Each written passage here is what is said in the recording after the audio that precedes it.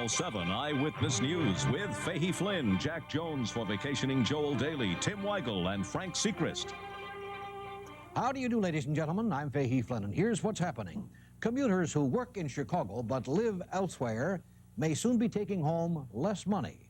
Mark Wolin explains why.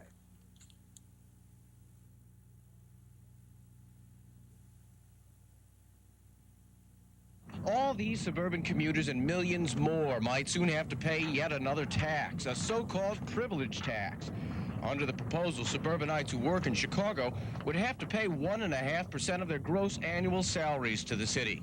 So, for example, if you make $20,000 a year, you might have to pay $300 for the privilege of using city services.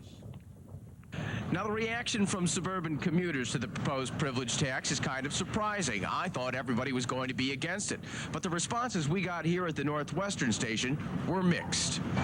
I don't believe that it would be good for the city. We'll be losing more people. You'll have more companies moving out to the suburban areas, so it would not be good in the long run for the city. I think it's unreasonable for that amount to be assessed to the suburban people.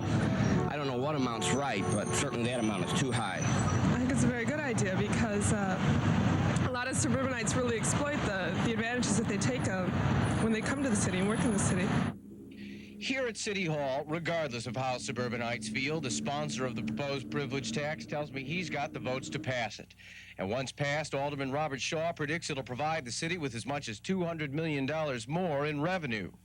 The city, over the years, has maintained all of these services: streets and sanitation, park, police, fire, sanitation. All of these things are maintained and paid for by Chicago citizens. Why shouldn't us people, non-residents that work in Chicago on a regular basis, pay for some of these services? If Alderman Shaw is successful in passing the privilege tax, it'll be a sharp contrast to when the mayor made a similar proposal herself several months ago. Back then, the mayor presented the idea in a general way without mentioning too many specifics. The idea received a lot of criticism, and apparently it was going nowhere. But that was then, and this is now, and at a morning news conference, I pressed the mayor for her opinion on the specifics of this possible new tax.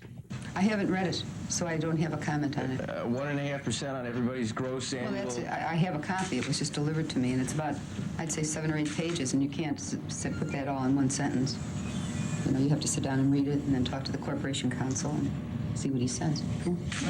If Jane Byrne seems a little vague on the issue, perhaps it's because there are questions about whether the tax is constitutional.